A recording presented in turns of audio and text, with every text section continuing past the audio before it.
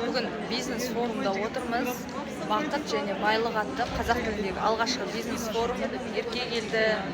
Мына жақта Айгүл ханым, Тоғжан, Синат ханым отыр.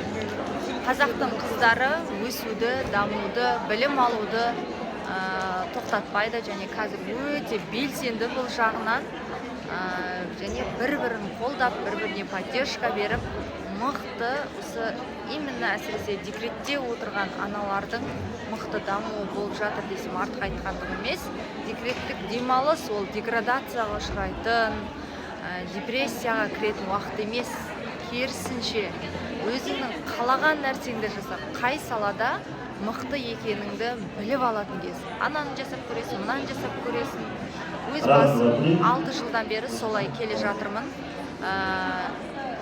Традиционный бизнеста, подгузникта, мысалға сумкада, детский киімде сатып көрдім, бірақ ең жақсы маған нәтиже бергені, ең жақсы менде ұнағаны ол сетевой бизнес саласы болды. Сондықтан сат компаниясына келдім. Қазір міне Айнұр әпке қайда, сол жерде бірге жүрміз.